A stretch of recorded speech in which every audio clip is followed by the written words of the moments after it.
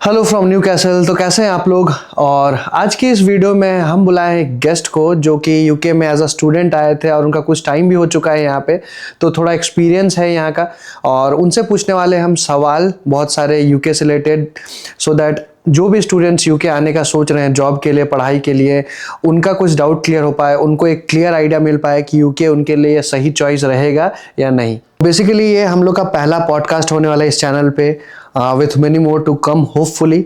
तो बस आप अपना प्यार बनाए रखिए। मेरा टारगेट था 500 सब्सक्राइबर्स का ईयर एंड से पहले, बट हो नहीं पाया। बट कोई बात नहीं, नया टारगेट सेट करते हैं नए साल के साथ। बस आप जुड़े रहिए इस जर्नी में मेरे, और हम कोशिश करेंगे कि आपके लिए अच्छे अच्छे व्लॉग्स ले पाए, आपका जो भी डाउट हो यूके को लेके वो हम क्लियर कर पाए।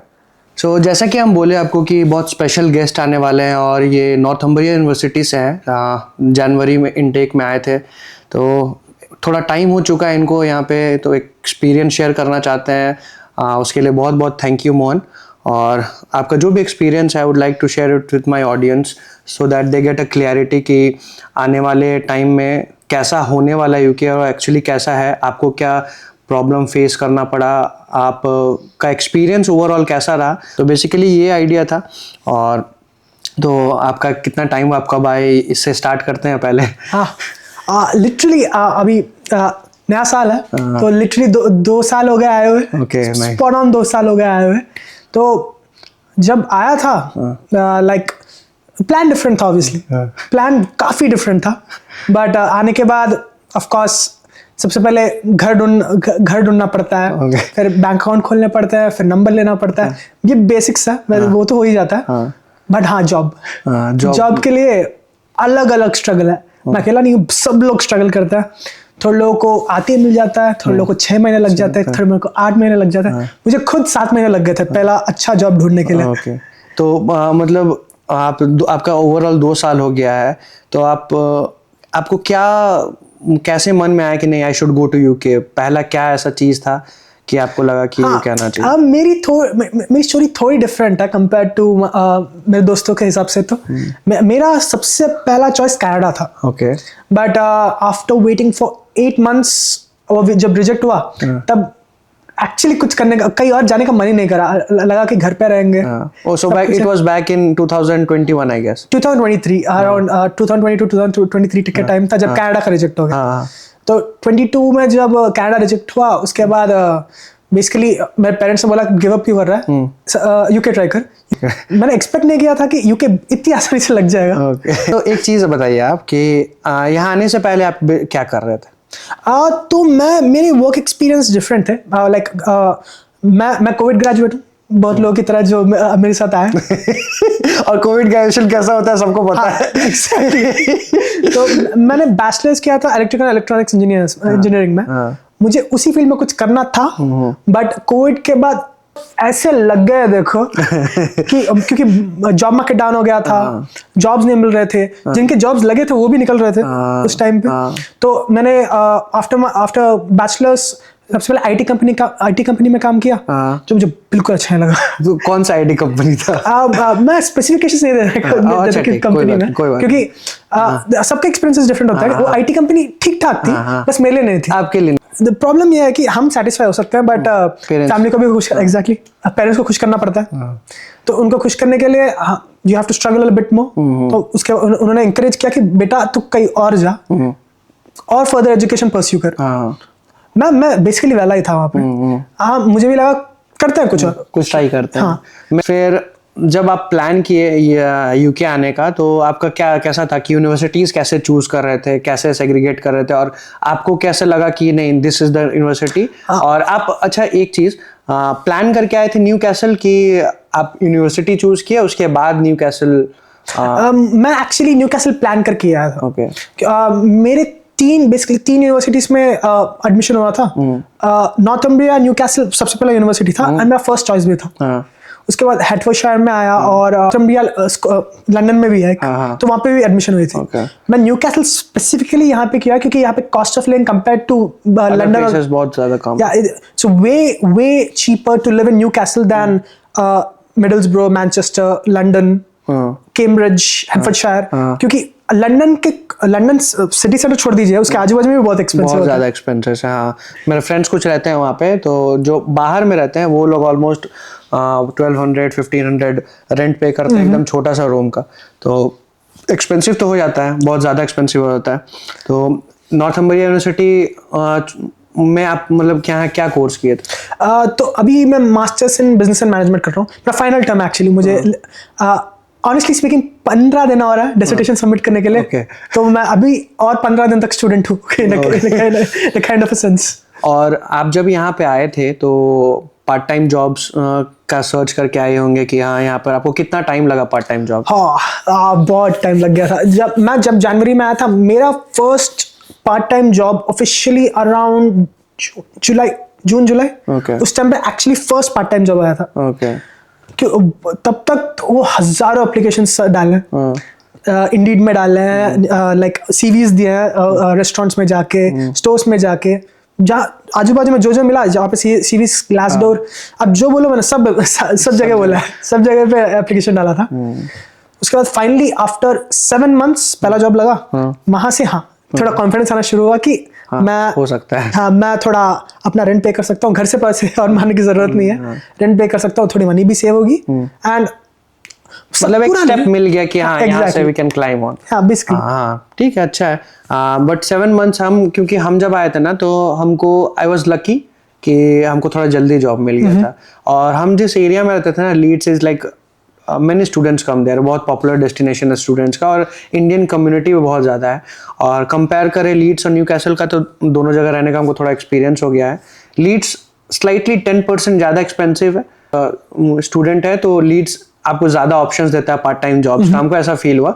हाँ, जब आप लैंड किए तो फिर वो आपका कैसा, मतलब क्या रिएक्शन था कि भाई, क्योंकि जब ऑब्वियसली हम मिडिल क्लास फैमिली से हैं, मेरे लिए जाना इंडिया से बाहर वो बहुत बड़ा चीज़ होता है, बहुत बहुत बड़ा चीज़, ठीक है।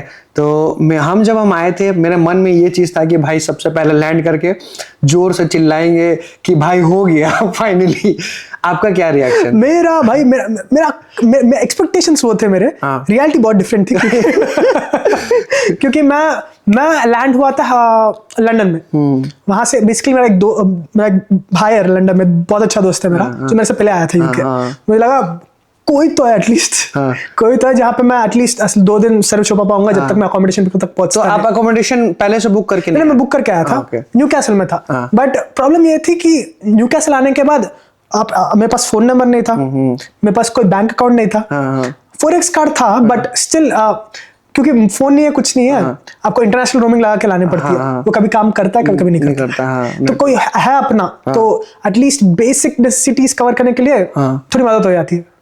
तो मैं जब लंदन में उतरा, मैं एक्चुअली बहुत ग्रेटफुल था कि मेरा एक दोस्त था वहां पे, मेरे साथ और भी लोग उतरे थे, उनको पता भी नहीं था कि क्या करना है। मेरा भाई था वहां पे, तो उसने लिटरली मेरे को आके पिकअप किया। जब मैं उतरा था भाई, मैं सोचा चलो फाइनली यूके करके फीलिंग आएगी। मुझे इतनी एंजाइटी हो रही थी कि भाई मैं घर से इतना दूर हूँ, अपना कोई है नहीं यहाँ पे। वो फील आता है, रियलाइजेशन स्ट्रक हुआ था एक बार। बोलते हैं ना कि उस समय एक टाइम आ जाता है जब आप रियलाइज करते हैं कि नहीं, I am on my own. हाँ, एग्जैक्टली भाई। पढ़ाई का तो आपको अच्छा एक्सपीरियंस हो गया, तो आपको कैसा, how do you feel the education in UK is different from education in India? क्या मतलब कि लेवल अच्छा है या खराब है? What is your overall experience regarding this? तो यहाँ पे जो सिस्टम है ना, इंडिया से बहुत कॉन्ट्रास्ट बहुत अलग है दोनों में। अपने इंडिया में क्या है, एज लॉन्ग एज आपका मेमोराइजेशन अच्छा है, आप कॉन्सेप्ट समझते हो, everything else is bookish knowledge, like as long as you understand each and everything that you read, और सीधा सीधा बोलता हूँ, रट्टा मार सकते हो, हो जाएगा। आप अच्छे मार्क्स ला लोगे, 90%, 95%, 99% तो आराम से आ जाएगा, एटलीस्ट बैचलर्स तक तो। यहाँ पे बहुत डिफरेंट सिस्टम है, कोई प्रेशर नहीं डालेंगे आपके ऊपर।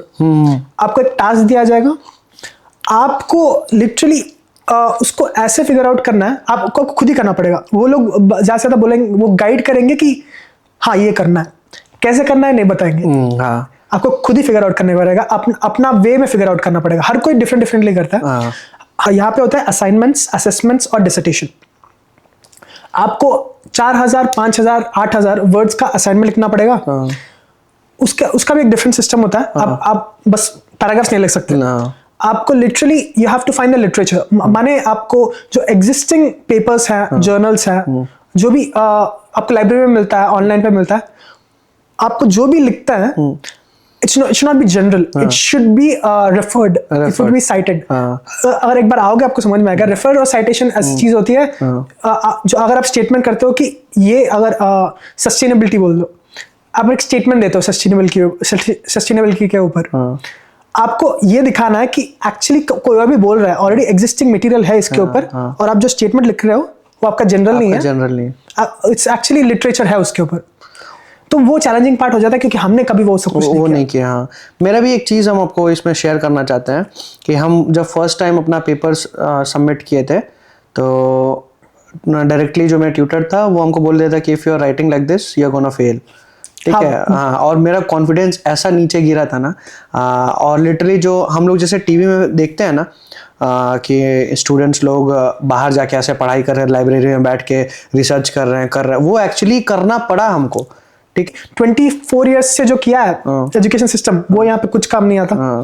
तो स्क्रैच से शुरू करना पड़ता है.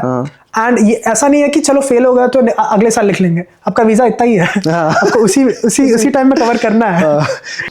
अच्छा, कैंपस लाइफ कैसा था? मतलब आप कितने दिन कॉलेज जाते थे? आपको कितना दिन जाना पड़ता था क्लासेस के लिए? फर्स्ट सेमेस्टर आपको 5 डेज पर वीक, मंडे टू फ्राइडे आपको क्लासेस जाने पड़ते थे. मतलब पूरा फुल डे क्लास होता है? नहीं, स्प्लिट होता है. प्रॉब्लम ये होती थी कि सुबह थोड़े क्लासेस होते थे, इवनिंग थोड़े क्लासेस होते थे. तो ऐसा नहीं आप घर जाके वापस आ सकते हो. हम बहुत दूर रहते थे घर यूनिवर्सिटी से, तो मॉर्निंग क्लासेस खत्म करके फिर से इवनिंग तक बैठना ही पड़ता था यूनिवर्सिटी में. हाँ, Monday to Friday every day जाना पड़ता था. थोड़ा क्लासेस 10 को शुरू होते थे, थोड़ा क्लासेस 8 को शुरू होते थे. तो सुबह उठ के शुरुआत में ना जब तक जॉब नहीं मिली, रियलाइजेशन स्ट्रक होता है. देखो, 1 पाउंड 100 रुपए. यहाँ पे बस का ही 2 पाउंड लग जाता है. One way 2 pound. तो 2 पाउंड खर्च करके लग दो भाई 200 बस के लिए. तो हाँ, वो रियलाइजेशन वो एक्चुअली हजम ही नहीं होता था. मैं चल के ही जाता था घर से. मतलब कितने माइल आप चलते थे रेगुलरली? शुरुआत में मैं वेस्टर्न में रहता हूँ, तो रफली 3 माइल्स मतलब हो गया 4.5 किलोमीटर, 5 किलोमीटर के आसपास जाना और आना. मतलब टोटल 10 किलोमीटर वॉक तो रफली करना ही था. उससे कम में कुछ बात नहीं बनता था. उसके ऊपर तो आप इधर उधर कॉलेज में भी ट्रैवल करेंगे और इधर थोड़ा बहुत सामान लेने के लिए जाएंगे, तो 6 किलोमीटर वॉक आपका डेली है. अगर वॉक की बात करें भाई, क्योंकि यूनिवर्सिटी तो जाना ही पड़ता है, जॉब भी ढूंढना पड़ता है ना. हाँ, जॉब भी ढूंढना. इसीलिए तो हम बोले कि सब मिला के 6 किलोमीटर वॉक होता ही होगा. और देखिए इंडिया में लोग कैसे करते हैं कि आपको 200 मीटर भी जाना है ना तो स्कूटी निकालते हैं, बाइक निकालते हैं और चल जाता है. बट यहाँ आप बोलते हैं ना कि लाइफ कितना चेंज हो जाता है एक स्टूडेंट का आने के बाद. लोग ये सब चीज रियलाइज किए बिना आ जाते हैं और फिर बहुत ज्यादा प्रॉब्लम होता है. बहुत लोग को वापस जाना पड़ता है डिफिकल्ट लाइफ के कारण. तो मेक योर डिसीजंस वाइजली, क्योंकि लाइफ टफ हो जाता है. क्योंकि आपको जॉब मैनेज करना है, अपने आप को मैनेज करना है, प्लस पढ़ाई मैनेज करना है. और पढ़ाई उस लेवल का मैनेज करना है जो आप इससे पहले कभी देखे भी नहीं. एग्जैक्टली. हाँ, बिल्कुल क्योंकि आदत तो है ही नहीं. टोल्ड मी दैट कि आपको जॉब लगा था 6-7 महीने के बाद. तो आप ये जब जॉब नहीं लगा था तो अब कैसे मैनेज करते थे कि पढ़ाई भी करना है 5 दिन, जैसा कि आपने बताया कि कॉलेज 5 दिन होता था और उसके बाद आपको जॉब भी ढूंढना रहता है, तो वो कैसे मैनेज करते थे? दोनों ऑनेस्टली स्पीकिंग दोनों करता था. तो ऑब्वियसली सुबह उठ के तो क्लास जाना ही पड़ता है, क्योंकि अटेंडेंस बहुत इंपॉर्टेंट है. क्योंकि एक मिनिमम थ्रेशोल्ड होता है यहाँ पे अराउंड 70 to 75. वो तो लाना ही पड़ेगा क्योंकि ऑटोमेटिकली आपको टर्मिनेट कर देंगे वो उसके बिना. तो उसके लिए जाना पड़ता था, समझना भी पड़ता था. और जैसे मैंने कहा, कभी कभी मॉर्निंग जाना पड़ता था, कभी कभी इवनिंग.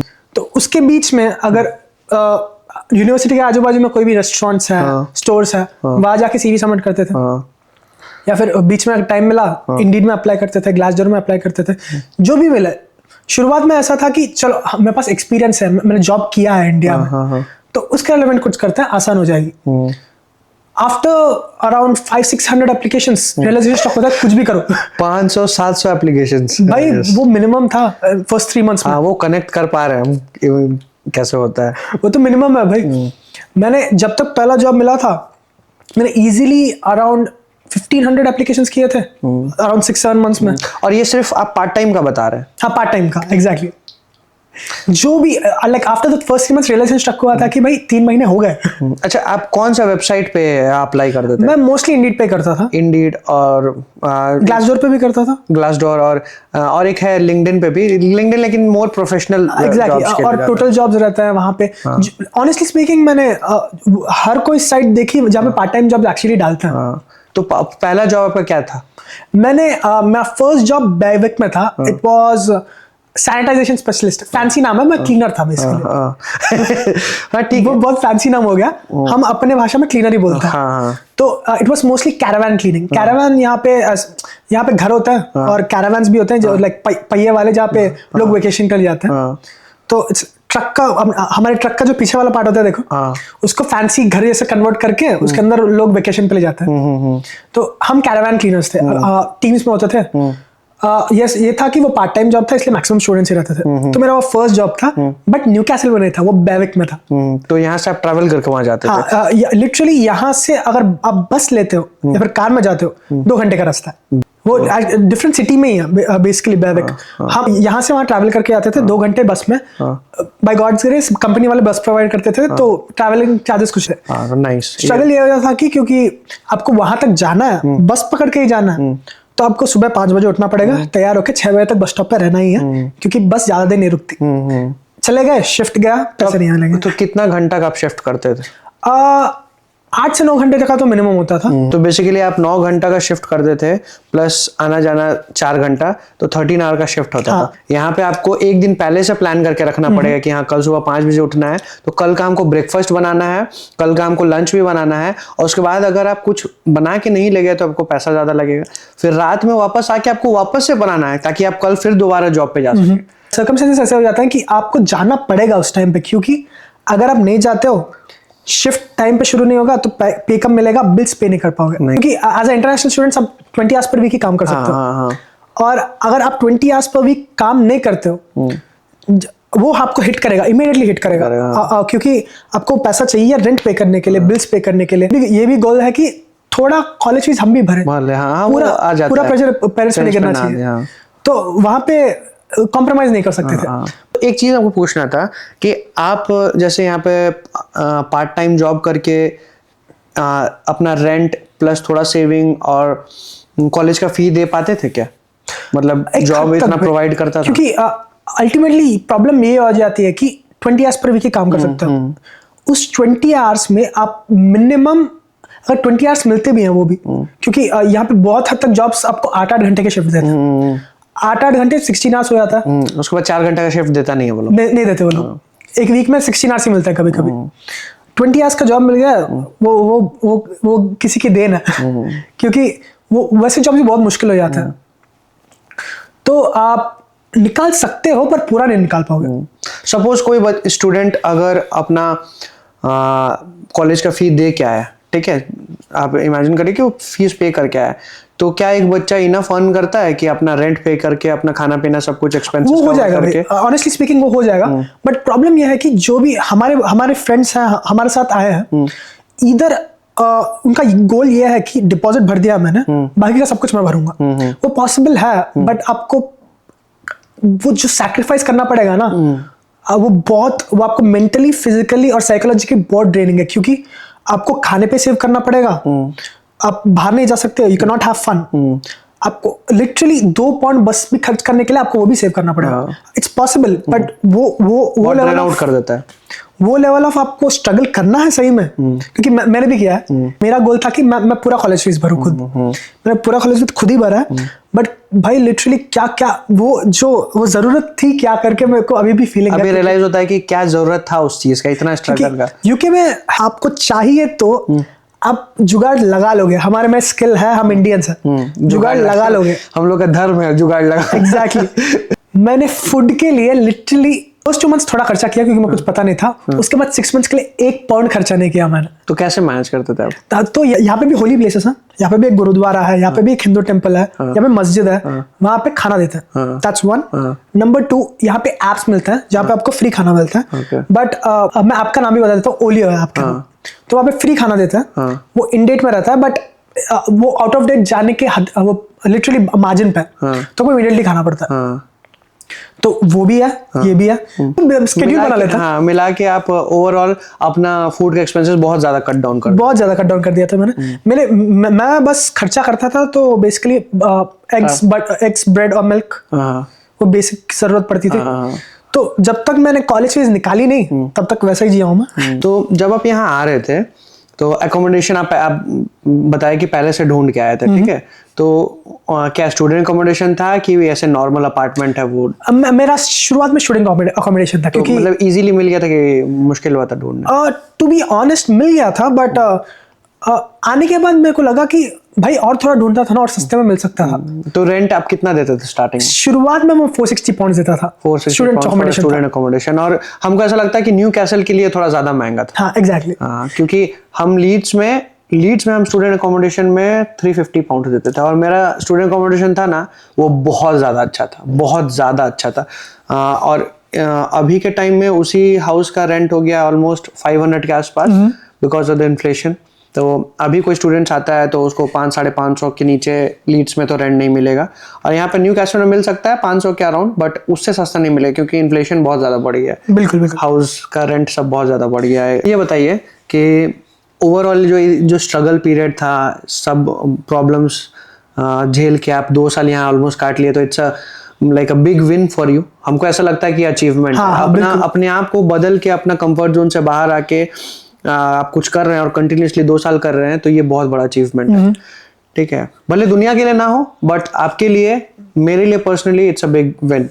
तो ये जो स्ट्रगल का पीरियड था, इसमें से कोई ऐसा चीज जो आपको बोलते हैं ना कि विच केप्ट यू गोइंग, मतलब आपको मोटिवेट करता रहा कि नहीं करना है, हार नहीं मानना है, वो क्या चीज था? UK actually it was a chance at life again, second opportunity था। क्योंकि इंडिया में जो भी मिस्टेक्स किए हैं, बच्चे थे उस टाइम पे, तो हमको पता नहीं था कि क्या करेक्ट ऑप्शन है।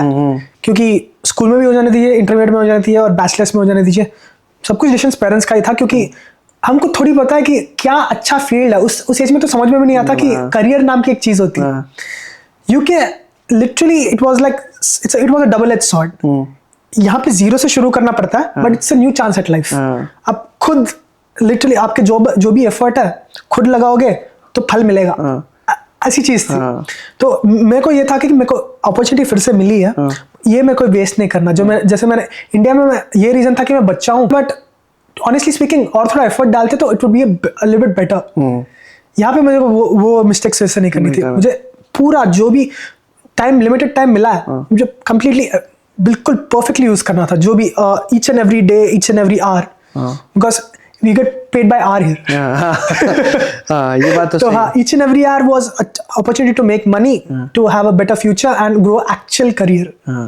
तो ये मेरे को ड्राइव करता था कि हाँ, मेरे को ये घंटा वेस्ट नहीं करना, ये घंटा वेस्ट नहीं करना। बस वैसे चलता गया और अभी 2 साल बीत गए। 2 साल बीत गए, नाइस, बहुत अच्छा। अब से ये पूछना था कि एक स्टूडेंट जब आता है तो मंथली एक्सपेंसेस क्या हो सकता है, कितना खर्च हो जाता है बेसिकली ओवरऑल? ओके, डिपेंड्स आप कितना खर्च करना चाहते हो। टू बी ऑनेस्ट, आपको अभी चलो बेसिक्स पे आते हैं। घर, सबसे पहले आपको एक रूम चाहिए रहने के लिए। आपको depending on how much you want to spend, आपको लिटरली 150-200 में मिल जाएगा, but you have to share the room with someone else.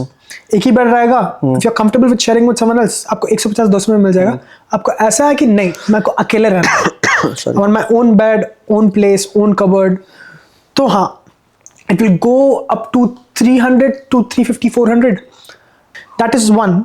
Number 2, बार घर ले लिया, आपको गैस, इलेक्ट्रिसिटी, वाटर, ग्रोसरीज, ये भी खर्चे होंगे। 100 का देता है, तो रफली तो अभी मैं आपको बताऊं, ग्रोसरीज, बिल्स एंड हाउस सस्ते में, अगर आपको एडजस्ट, ठीक है अब मैं एडजस्ट कर लूंगा करके फीलिंग है, 250 to 300 मिनिमम होगा।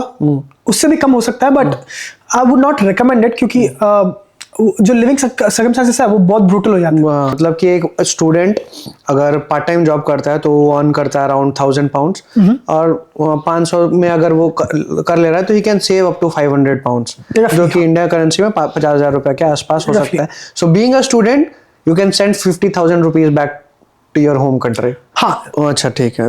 और स्टार्टिंग में यहाँ आने से पहले वो लिविंग एक्सपेंसेस पे बैंक अकाउंट में शो करना पड़ता है ना? हाँ। तो वो उसके लिए आपने लोन किया था कि आपने खुद मैनेज किया था? हमने खुद मैनेज किया था, क्योंकि इतने तो सेविंग्स थे, लाइक फैमिली के पास इतने तो सेविंग्स थे कि हम दिखा सके कि हाँ we have enough funds to actually survive in UK for next 2 years. Okay, तो ओवरऑल जो आपका अभी जो 2 साल का एक्सपीरियंस था, व्हाट वुड यू से कि यहाँ आने का डिसीजन आपका सही था? आज जो स्टूडेंट्स आने वाले हैं यहाँ पे यूके को कंसिडर भी करते हैं, उनके लिए आपका क्या सजेशन है कि यहाँ आना चाहिए कि नहीं आना चाहिए? भाई मेरा खुद का फीलिंग्स बहुत मिक्स्ड है कि यहाँ पे आके अच्छा हुआ कि नहीं हुआ, क्योंकि हाँ इंडिपेंडेंट हूँ, खुद सर्वाइव कर रहा हूँ, पेरेंट्स से पैसे मांगने की जरूरत नहीं पड़ती, I am my own man, ऐसी फीलिंग आती है।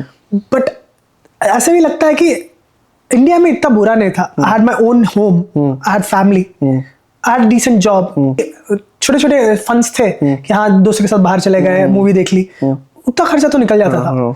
तो वो सैक्रिफाइस करके यहाँ पे आके ये काम करके थोड़ा लाइक इंडिपेंडेंट तो हो गया हूँ, but at what kind of sacrifice करके, क्या कॉस्ट पे? हाँ at what cost to be honest. तो हाँ मिक्स फीलिंग्स है, मुझको जाना भी है, नहीं जाना है। आपको ये चीज बताता हूँ, एक्चुअली हमारे इंटरनेशनल स्टूडेंट्स वाले में actually it's a well known saying जो हम पता नहीं दिल से निकल के आया था किसी के। यूके ना एक मीठी जेल है, एक बार अंदर आ गए आपको समझ में आया कि जाओ कि नहीं, क्योंकि जो भी आपको मिलता है like to be honest 1 pound 100 रुपए है यहाँ पे। तो वो दिमाग में रख के बहुत लोग ऐसा है कि हाँ हमको कमाना है, स्ट्रगल कर लेते हैं। It's like a fight, emotional, psychological and physical fight, कि लाइक इट्स वेरी वेरी खुद के अंदर एक युद्ध होता रहता है कि रोंग के चले जाओ। तो मेरा एक्सपीरियंस वैसा है। जो आ रहा है मैं कहूँगा अगर आपको लिटरली ट्राई करना है तो आ जाइए, पर अगर आपको लगता है आपको बस मजे करने आना है, आसान होगा, आसान तो कुछ नहीं होगा, आसान तो बिल्कुल नहीं होगा। और ये हो जाएगा कि अगर आप सस्टेन नहीं कर सकते हो, ये आपको खटेगा कि आपको मैं जैसे बोला 20,000 पाउंड खर्च करके आया हूँ, अगर if you don't have the stability और emotional strength to stay here for the next 2 years, अब वो भी बर्बाद करोगे। इससे अच्छा आप इंडिया में वो वही इन्वेस्ट करते हो तो एक अच्छे सा बिजनेस सेटअप कर सकते हैं। तो ये बहुत बड़ा पॉइंट बताया। It's a decision, it's a very very big decision, क्योंकि जब मैं आया था मेरा प्लान बहुत डिफरेंट था। मेरे पूरे प्लान में कुछ भी एग्जीक्यूट नहीं हुआ। मेरा ये प्लान था कि हाँ मैं आऊंगा, 20 hours per week का जॉब मिल जाएगा, ऐसे तैसे तुरंत मिल जाएगा ये सोच के मैं लिटरली मेरा ये था कि 2 महीने में तो मिल जाएगा। तो मैंने वही जॉब अप्लाई किए जो मेरे को लगा कि करियर प्रोग्रेशन के लिए हेल्प करेंगे, जो मेरा एक्सपीरियंस है वो इसका रिलेवेंट है, और फ्यूचर जाने का करियर प्रोग्रेशन में आफ्टर ग्रेजुएशन हेल्प करेंगे। नहीं मिलते हो, नहीं मिलता। जब तीसरा महीना हिट हुआ और फिर भी नो जॉब, तब हाँ इट्स लाइक अगर मैंने बोला था जो इमोशनल फाइट है, स्ट्रगल है, वो शुरू हो जाती है, एंग्जाइटी शुरू हो जाती है, पैरानॉइड हो जाते हो। और सबसे बड़ा बात है कि आपके अराउंड सब कोई जॉब कर रहा है, हाँ, you are the only one not working. हाँ, तो ये बोलते ना, ये पीयर प्रेशर जो होता है ना, ये बहुत बड़ा होता है कि आप घर से भी पैसा मंगा रहे हो, सब कोई को आप देख रहे हो कि अरे यार मम्मी को इतना पैसा भेजे हैं पापा, वो फीलिंग ना that hurts you, that haunts you. Exactly वो ऐसा है कि इतनी दूर आके इतना पैसा भर के फिर से घर से ही पैसा मांगेंगे, ये ना चुपती है ये बात। हाँ, और as a man it should hurt you. हमको ऐसा लगता है कि आपको ये दुख लगना चाहिए। अगर आपको हिट नहीं कर रहा है ना ये बात, that means there is something wrong with your mindset और you need to rectify that. तो ये तो है ही। तो बेसिकली आपका कहना ही है कि if you are ready to make the sacrifices और वो पेन को झेलने के लिए आपके अंदर है वो mental strength, then do come to UK, it's good. Otherwise क्योंकि अगर आप एक्चुअली सर्वाइव यहाँ पे कर सकते हो, if you have the mental stability and to और स्ट्रॉन्ग वर्ड इसको, if you have the guts to come to UK and survive, हाँ, और भाई कहीं पे भी इंडिया जाने के बाद तो आराम से जी लोगे। चीज और पूछना था कि जैसे आपको क्या लगता है कि आपके जो फील्ड है बिजनेस मैनेजमेंट सॉरी, तो बिजनेस मैनेजमेंट में क्या स्कोप है यहाँ जॉब का, कि जॉब्स है कि नहीं है, या फिर कुछ और एक्स्ट्रा डिग्री करना पड़ता है? हाँ, तो to be very very frank, मैंने बिजनेस मैनेजमेंट कोर्स इसलिए लिया था कि क्योंकि मेरे को लगा एक बार ये कर लूंगा तो इट कैन, मेरे को एक्चुअली MBA करना था, बट मेरे पास एक इंजीनियरिंग डिग्री थी। तो बिजनेस मैनेजमेंट कोर्स ना it will lays the foundation to go to that MBA job. तो मेरा ओरिजिनल प्लान ये था, बट प्रॉब्लम ये थी कि वैसे भी जॉब तो चाहिए, क्योंकि you need to gain experience even if you want to do a top tier MBA job. क्योंकि इफ जो टॉप एमबीए स्कूल्स है वो एक्चुअली 4 to 5 years का एक्सपीरियंस मांगते हैं। आपको इतना एक्सपीरियंस होना चाहिए, उसके बाद एमबीए आ सकते हो। तो ये एक्चुअल प्लान था, but it was not working out, and because I took a business and management course, यहाँ पे जॉब्स बहुत मुश्किल हो जाते हैं। देयर आर सर्टेन फील्ड्स जिसके लिए जॉब्स यहाँ पे काफी डिफिकल्ट है। अगर आप आर्ट्स लेते हो, बिजनेस एंड मैनेजमेंट लेते हो, या फिर if you take anything that is not focused and not STEM, तो जॉब मिलना बहुत मुश्किल हो जाएगा इवन आफ्टर ग्रेजुएशन। तो if personally speaking with my experience, business and management course के लिए अच्छे जॉब्स नहीं मिलते यहाँ पे, क्योंकि business and management is very niche, क्योंकि ये बहुत जनरल है, जनरल, इट्स नॉट फोकस्ड। आपको बिजनेस एंड मैनेजमेंट फील्ड सोचते हो कि हर फील्ड में है business and management, but companies या फिर ऑर्गेनाइजेशंस ये चाहते हैं कि फोकस्ड हो आपका डिग्री, आप एक मतलब स्पेशलाइज्ड हो, आप किसी चीज में स्पेशलाइज्ड। अभी फॉर इंस्टेंस स्टेम ले लीजिए, अगर आपने खुद कंप्यूटर साइंस किया, तो computer science is a very well sorted out skill. आपको एंट्री लेवल में या फिर कहीं पे भी विद और विदाउट एक्सपीरियंस सूनर और लेटर आपको जॉब मिल जाएगा, क्योंकि it's very sorted out skill. वो हो गया। और इंजीनियरिंग अच्छी फील्ड हो जाती है, क्योंकि इंजीनियर्स की जरूरत है यहाँ पे यूके में। आफ्टर बैचलर्स मास्टर्स कोई करता नहीं है, ऑनेस्टली नेटिव्स जनरली नहीं करते, तो उनको चाहिए। एंड अगेन इंजीनियर्स हो गए, कंप्यूटर साइंस पीपल हो गए, फाइनेंस पीपल जो फाइनेंस डिग्री करना चाहते हैं उनके लिए अच्छे जॉब्स हैं। और दैट्स रफली एवरी कोर फील्ड जो इंडिया में भी है ना, आपको कोर फील्ड्स उसके लिए मिल जाएंगे जॉब्स। तो लगेगा टाइम, इट्स नॉट लाइक अ चुटकियों की चीज बात नहीं है। आपको सीवी प्रिपेयर करना पड़ता है, स्किल्स डेवलप करने पड़ते हैं, तो इट टेक्स टाइम, बट अगर आप लगा सकते हो and you have the skill, मिलेगी जॉब। और फुल टाइम जॉब से उसके लिए ऑलरेडी आप अप्लाई कर रहे हो? कर रहा हूँ करेंटली। तो बेसिकली अभी आपका ये प्लान है कि 2 साल का PSW है आपके पास, टाइम है 2 साल का, तो एक स्पॉन्सरशिप जॉब ढूंढना। हाँ। और and then work from there. You know what, it's all about what decisions you make, your outcome of your decisions, right? तो सही टाइम पे सही फैसले लेना, ये आपका फ्यूचर डिसाइड करता है। और मोस्टली यहाँ पे 2 साल आप रहेंगे ना, तो आपके पास उतना IQ तो डेवलप हो जाएगा कि क्या मेरे लिए सही है, क्या गलत है मेरे लिए। तो ये सब था। Thanks for sharing all your experience and knowledge. अच्छा लगा आपसे बात करके। One advice you want to give to the students who want to come here? Advice, okay, let me give you 2. Number 1, boy बहुत ठंडा, so get some good gear while you're coming. Number 2 is यहाँ पे आने के बाद ये भूल जाओ कि आप कुछ थे इंडिया में, क्योंकि यहाँ पे everyone starts from zero. I've seen people with a lot of ego getting crushed here because the experience was a lot different in India, और यहाँ पे आने के बाद क्योंकि फिर से स्टार्ट करना पड़ता है, उनका ईगो क्रश करता है। So don't have any ego. Everyone has the same standards here, no matter who you were and what you are here. आपको स्टार्ट करना पड़ेगा।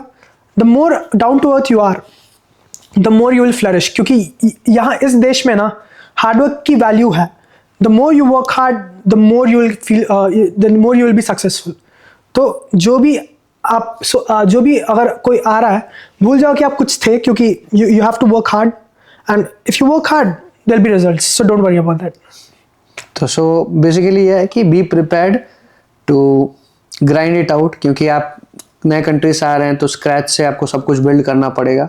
और जब एक बार बिल्ड हो जाएगा ना, you will be proud of what you have achieved. Like I said कि इन्होंने 2 साल बिताया, मेरा भी ऑलमोस्ट 2 years हो गया है। सो बहुत बड़ा कुछ नहीं किया है, but I am still proud of what I have achieved, I am still proud of what he has achieved, क्योंकि 2 साल बिताना इज अ बिग टाइम। आप अपना 2 साल जो आप यहाँ करते हैं, it makes you a man. तो with this I will wrap it up. और अगर आपको ये वीडियो इन्फॉर्मेटिव लगी तो वीडियो को लाइक करके चैनल को सब्सक्राइब जरूर करें। मिलते हैं ऐसे नए गेस्ट के साथ, अलग अलग इन्फॉर्मेशन के साथ। तो ये था आज का सेगमेंट। अगर आपको वीडियो इन्फॉर्मेटिव लगी तो वीडियो को लाइक करके चैनल को सब्सक्राइब जरूर करें। मिलते हैं आपसे अगले वीडियो में।